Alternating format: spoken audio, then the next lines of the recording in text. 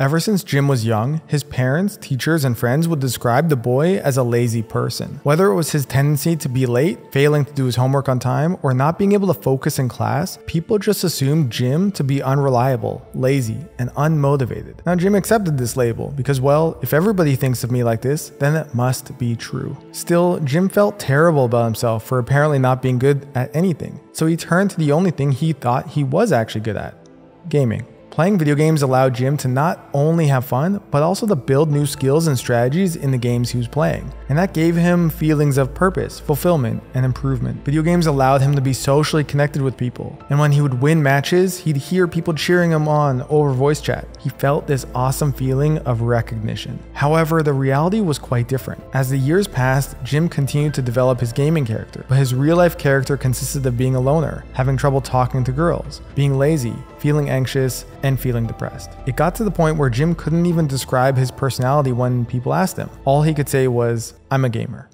Each person has an identity. That's why we call ourselves individuals. The problem arises when we don't consciously develop that identity and settle for a self that is not in our best interest.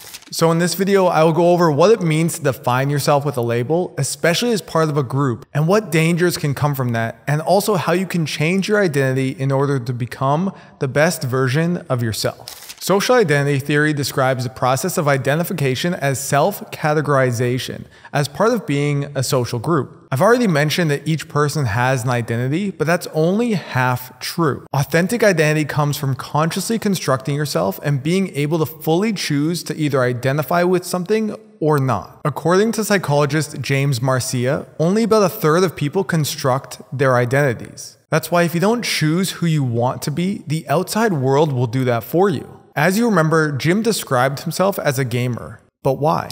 Well, gaming is like a second reality. Video games have many places to explore, new skills to develop, and characters to build and improve. Gaming also provides a social network and a community, a tribe to be a part of. It's a place where you feel like you belong, where regardless of how weird or quirky you are, there's always going to be a game or a community for you.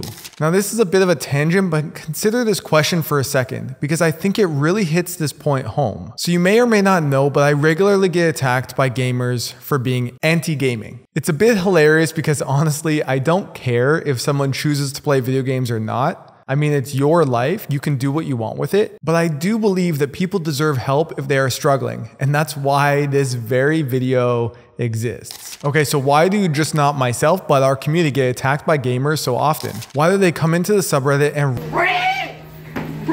over the notion that some people might want to stop playing video games? Well, it's really simple. For those people, they take other people's actions as a personal attack on being a gamer, which is an identity they hold themselves to and feel very strong about. Now, if gaming is under attack, then they feel like that's an attack on them as well. So they lash out and attack back. Now, of course, the irony of this is that it just provides more evidence of what a complete waste of energy most of the gaming community is, and especially most people on the internet, especially on social media. Boom. Roasted. It's toxic and such a waste of time for real. But it does illustrate the power of identity and how gamers don't just identify as an individual, but also as part of a group. A lot of this has been entrenched during the 90s when gaming was under legitimate attack by politicians and the violence in video game conversation. And also over the last few decades as gaming has been stigmatized as a pointless waste of time that only losers and virgins sitting in their basement participate in. Even if, let's be honest, for many of you watching this, if not all of you, it is a pointless waste of time and you will be way happier and more fulfilled doing other things with that time. So coming back, the key to understand is that although the concept of being a gamer may have been a helpful identity or a source of belonging in the past, if you're watching this video, the identity is probably no longer serving you and it's time to build a new one. For example, what about identifying as a hard worker? A hard worker is part of a social group of people who sacrifice, take responsibility, and build stuff to contribute to the actual world. A positive identity like that automatically gives a person status, self-confidence, and a feeling of security. And that's not the only self-identity that someone could develop if they spent time developing their real life instead of their gaming persona. Now, if you do identify as a gamer, let's now look at some ways that you could start to construct new attributes for yourself and change that negative self-identity into a positive one. Everything in life that requires improvement automatically requires change. Changing your identity will not be easy, and it will take some time, because we're not talking about just throwing out a little bad habit.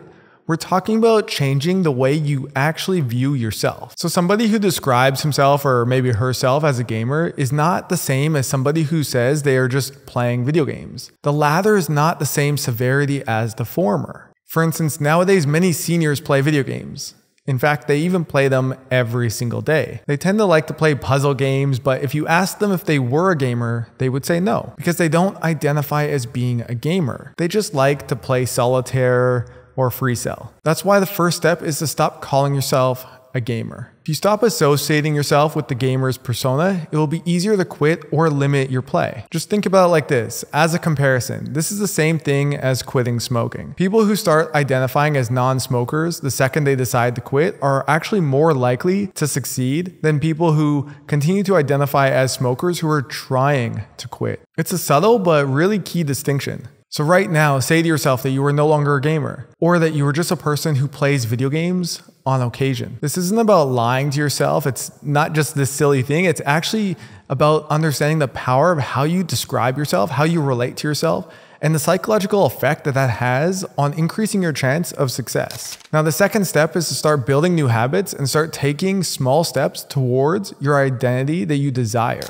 As an example, if you want to identify as a strong person, you can start by consistently going to the gym at least a few times a week. Once you're able to go to the gym like that for a couple months, you can start to identify as a person who consistently goes to the gym. Another option is to consider actually identifying as someone who is an athlete. Athletes train, they go to practice. It's just part of who they are. So then it's easier to follow through with training because it's just who they are. It's integrated into their lifestyle. Whereas if you identify going to the gym as a chore or a task that you have to do, you might be more resistant to it because you aren't identifying as the type of person who does these things naturally, as someone who they are. This instantly means that you no longer identify with something negative and you are changing yourself into a positive version of yourself. So after you achieve this first small step of maybe becoming more consistent, then you can start creating new goals and challenges to really push you forward to that next level. You can approach every new or old habit and every change you need to make in this way. Really definitely consider the role that identity plays in your life when you're trying to change these habits.